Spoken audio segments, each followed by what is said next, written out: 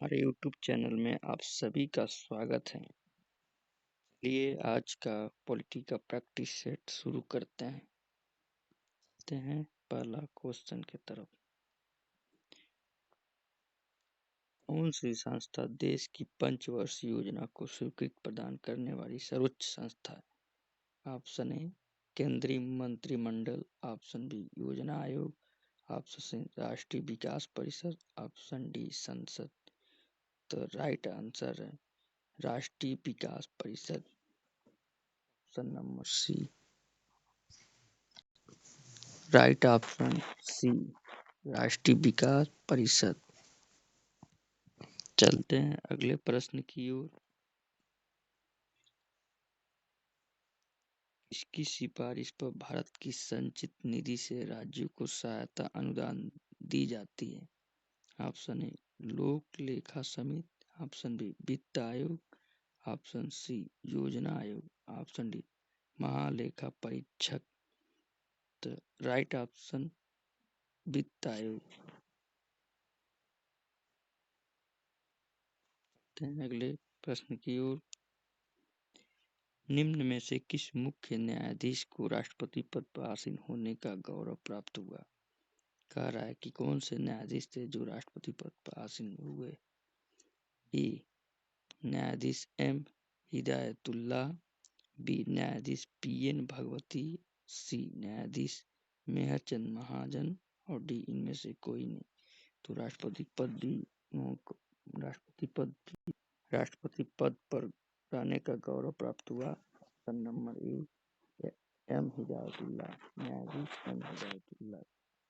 Option A. अगला प्रश्न। राष्ट्रपति का चुनाव लड़ने की अधिकतम आयु कितनी होती है? ऑप्शन ए 65 वर्ष, ऑप्शन बी 70 वर्ष, ऑप्शन सी 75 वर्ष, ऑप्शन डी कोई भी सीमा नहीं। तो राष्ट्रपति का चुनाव लड़ने की अधिकतम आयु की कोई सीमा नहीं है, इसलिए ऑप्शन नंबर डी सही ऑप्शन डी। अगला प्रश्न देखते हैं। राष्ट्रपति के चुनाव से संबंधित झगड़ों का निर्णय कौन करता है? ऑप्शन ए चुनाव आयोग, ऑप्शन बी सर्वोच्च न्यायालय, ऑप्शन सी उच्च न्यायालय, ऑप्शन डी संसद। तो राष्ट्रपति के चुनाव से संबंधित झगड़ों का निर्णय सर्वोच्च न्यायालय यानी सुप्रीम कोर्ट देखता है। Option number B right option. देखते हैं अगला प्रश्न। निम्न में से कौन सा राष्ट्रपति अपने पद पर 2 कार्यकाल के लिए बना रहा? इनमें से कौन राष्ट्रपति अपने पद पर 2 कार्यकाल के लिए बने रहे? Option number A doctor B R Ambedkar, option number B doctor B N Rao, option number C doctor Rajendra Prasad, option D उपर्युक्त सभी। Right option doctor Rajendra Prasad, right option C. अगला प्रश्न। राष्ट्रपति पद के लिए चुनाव किसके द्वारा कराया जाता है? ऑप्शन ए लोकसभा के अध्यक्ष द्वारा, ऑप्शन बी प्रधानमंत्री कार्यालय द्वारा, ऑप्शन सी भारत के निर्वाचन आयोग द्वारा, ऑप्शन डी संसदीय मंत्री द्वारा। तो राष्ट्रपति पद के लिए चुनाव भारत के निर्वाचन आयोग द्वारा कराया जाता है। तो राइट ऑप्शन सी। अगला प्रश्न देखते हैं। संविधान केंद्र सरकार की समस्त कार्यकारिणी शक्तियां किसे प्रदान करता है? इसमें कह रहा है कि जो संविधान है केंद्र सरकार की समस्त कार्यकारिणी शक्तियां किसे प्रदान करता है? ऑप्शन नंबर ए प्रधानमंत्री को, ऑप्शन बी राष्ट्रपति को, ऑप्शन सी मंत्री परिषद को और ऑप्शन डी उपर्युक्त सभी। तो राइट आंसर बी राष्ट्रपति को। अगला प्रश्न देखते हैं। 42वें संशोधन द्वारा राज्य के नीति निर्देशक सिद्धांतों की सूची में कितने सिद्धांत जोड़े गए? ऑप्शन ए 2 सिद्धांत, ऑप्शन बी 3, ऑप्शन सी 4 सिद्धांत और ऑप्शन डी इनमें से कोई नहीं। तो 42वें संशोधन द्वारा राज्य के नीति निर्देशक सिद्धांत में 4 सिद्धांत जोड़े गए, इसलिए राइट ऑप्शन सी। अगले प्रश्न देखते हैं। निम्नलिखित लेखों में से किस लेख का शाब्दिक अर्थ है आपका अधिकार क्या है? यानी यह कह रहा प्रश्न का किसका अर्थ है कि आपका अधिकार क्या है? ऑप्शन ए बंदी प्रत्यक्षीकरण लेख, ऑप्शन बी उत्प्रेक्षण लेख, ऑप्शन सी अधिकार परीक्षा लेख और ऑप्शन डी प्रतिषेध लेख। तो आपका अधिकार क्या है इसका शाब्दिक अर्थ होता है ऑप्शन नंबर सी अधिकार परीक्षा। अगला प्रश्न देखते हैं, स्पीकर की अनुपस्थिति में संसद के दोनों सदनों की संयुक्त बैठक की अध्यक्षता कौन करता है? ऑप्शन ए उपराष्ट्रपति, ऑप्शन बी लोकसभा का उप स्पीकर, ऑप्शन सी अ और ब दोनों यानी ए और बी दोनों, और ऑप्शन डी इनमें से कोई नहीं।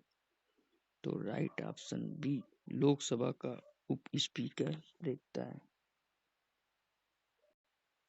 स्पीकर की अनुपस्थिति स्पीकर की अनुपस्थिति में संसद के दोनों सदनों की संयुक्त बैठक की अध्यक्षता लोकसभा का उप स्पीकर करता है। अगला प्रश्न, किस प्रधानमंत्री के कार्यकाल में दल बदल विरोधी अधिनियम पारित किया गया? Option A Indira Gandhi, option B Rajiv Gandhi, option C BP Singh और ऑप्शन डी अटल बिहारी वाजपेयी। इस प्रश्न का right option B Rajiv Gandhi. अगला प्रश्न की ओर चलते हैं, किस राज्य में सूचना अधिकार का प्रयोग सर्वप्रथम किया गया? Option A Rajasthan, option D Paschim Bangal, option C Kerala और ऑप्शन डी हिमाचल प्रदेश। इस प्रश्न का right option A Rajasthan. Rajasthan में सूचना अधिकार का प्रयोग सर्वप्रथम किया गया, इसलिए राइट ऑप्शन ए राजस्थान। अगला प्रश्न, किस राज्य में सर्वप्रथम राष्ट्रपति शासन लागू किया गया? Option A Kerala, option B Punjab, option C Uttar Pradesh, option D Paschim Bangal. तो सर्वप्रथम राष्ट्रपति शासन पंजाब में लगाया गया, इसलिए ऑप्शन नंबर बी पंजाब। अगले प्रश्न की ओर, निम्न में से कौन संविधान सभा का उपसभापति चुना गया? Option A H C. Mukherjee, option B B N. Rao, option C K M. Munshi, option D D P. Khaitan. तो इस प्रश्न का right option H C. Mukherjee, option A. अगला प्रश्न देखते हैं, प्रथम पिछड़ा वर्ग आयोग का अध्यक्ष कौन था? ऑप्शन ए के आर नारायण, ऑप्शन बी काका केलकर, ऑप्शन सी डी.पी. मंडल और ऑप्शन डी इनमें से कोई नहीं। प्रथम पिछड़ा वर्ग आयोग का अध्यक्ष काका केलकर थे, इसलिए राइट ऑप्शन। अगला प्रश्न, इस समय संविधान में सम्मिलित कुल कितने मौलिक कर्तव्य हैं? Option A 10, option B 11, option C 12 और ऑप्शन डी 13। तो हमारे संविधान में प्रेजेंट में कुल 11 मौलिक कर्तव्य हैं, इसलिए राइट ऑप्शन बी। अगला प्रश्न देखते हैं, किस विधेयक द्वारा सरकार को राजस्व एकत्रित करने का अधिकार प्रदान किया जाता है? ऑप्शन ए आर्थिक विधेयक, ऑप्शन बी वित्त विधेयक और ऑप्शन सी अ और ब दोनों, अर्थात ए और बी दोनों, डी ऑप्शन डी इनमें से कोई नहीं। तो राजस्व एकत्रित करने का अधिकार वित्त विधेयक द्वारा, option number B right option. अगला प्रश्न देखते हैं, बम्बई, मद्रास और कलकत्ता उच्च न्यायालयों की स्थापना कब की गई? कह रहा है कि बम्बई, मद्रास और कलकत्ता जो उच्च न्यायालयों की स्थापना की गई किस सन में? Option A 1948, option B 1950, option C 1935, option D 1861। तो right option 1861, option number D. अगला प्रश्न, प्रथम अल्पसंख्यक आयोग की स्थापना कब की गई? Option A 1964, option B 1954, option C 1984 और ऑप्शन डी 1979। प्रथम अल्पसंख्यक आयोग की स्थापना 1979। Option number D. अगला प्रश्न, निम्नलिखित में से कौन सा पंचशील का सिद्धांत नहीं है? ऑप्शन ए शांतिपूर्ण सह-अस्तित्व, ऑप्शन बी गुट निरपेक्षता, ऑप्शन सी आंतरिक मामलों में हस्तक्षेप न करना, ऑप्शन डी क्षेत्रीय अखंडता और प्रभुता का सम्मान करना। तो पंचशील का सिद्धांत नहीं है ऑप्शन नंबर बी गुट निरपेक्षता। अगला प्रश्न, निम्न में से कौन सी शक्ति सर्वोच्च न्यायालय को प्राप्त है? ऑप्शन ए न्यायिक पुनः अवलोकन, ऑप्शन बी कानूनी पुनः अवलोकन, ऑप्शन सी राजनैतिक पुनः अवलोकन और ऑप्शन डी इनमें से कोई नहीं। तो सर्वोच्च न्यायालय को कौन सा शक्ति प्राप्त है? न्यायिक पुनः अवलोकन, ऑप्शन नंबर ए राइट ऑप्शन। चलते हैं अगले प्रश्न की ओर। किसी भी नागरिक को मौलिक अधिकार के उल्लंघन के लिए सीधे सर्वोच्च न्यायालय के पास जाने का अधिकार संविधान के किस अनुच्छेद द्वारा प्रदान किया गया है? ऑप्शन ए अनुच्छेद 31, ऑप्शन बी अनुच्छेद 32, ऑप्शन सी अनुच्छेद 33 और ऑप्शन डी अनुच्छेद 34। तो हमको मौलिक अधिकार का उल्लंघन होने के लिए सर्वोच्च न्यायालय जाने के लिए ऑप्शन नंबर बी है अनुच्छेद 32 के तहत सर्वोच्च न्यायालय सुप्रीम कोर्ट जा सकते हैं। लोकसभा को उसके निर्धारित कार्यकाल से पूर्व संविधान के किस अनुच्छेद के अंतर्गत भंग किया जा सकता है? ऑप्शन ए अनुच्छेद 83 का 3, ऑप्शन बी अनुच्छेद 85(2), ऑप्शन सी अनुच्छेद 81 और ऑप्शन डी इनमें से कोई नहीं। तो राइट ऑप्शन 85 का 2, ऑप्शन नंबर बी। अगला प्रश्न देखते हैं। आर्थिक नियोजन का विषय है, यानी जो आर्थिक नियोजन है वो किस सूची का विषय है? ऑप्शन ए संघीय सूची, ऑप्शन बी राज्य सूची, ऑप्शन सी समवर्ती सूची और ऑप्शन डी इनमें से कोई नहीं।